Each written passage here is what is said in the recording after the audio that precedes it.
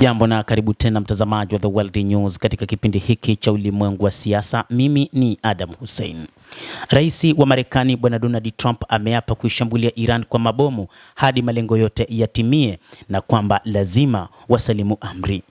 Shambulio la pamoja la makombora kwenye jumba la wanadiplomasia lilimuua kiongozi mkuu wa Iran Ayatollah Al-Khamenei na kusababisha wimbi la mashambulizi ya kulipiza kisasi katika eneo lote la Mashariki ya Kati ambalo Iran inatekeleza.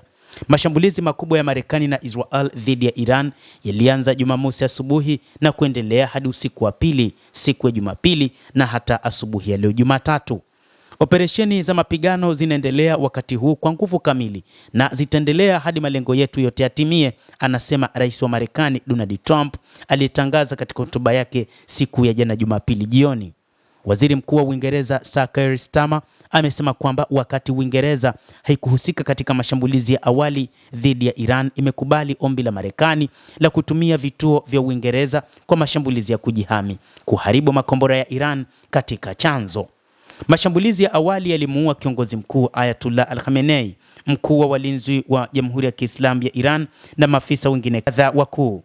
Moscow imelani vikali mazoea ya Marekani ya mauaji ya kisiasa na kuwawinda viongozi wa mataifa huru.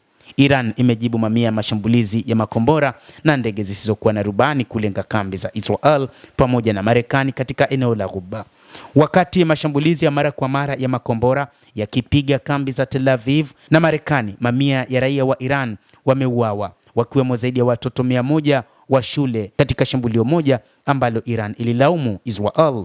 Usafiri wa meli na usafiri wa anga katika Mashariki ya Kati umeingia katika machafuko na maelfu ya watalii wamekwama katika viwanja vya ndege. Moscow, China na Katibu Mkuu wa Umoja wa Mataifa Antonio Guterres pamoja na mataifa mengine kadhaa wamelani mashambulizi ya Marekani na Israel dhidi ya Jamhuri ya Kiislamu ya Iran.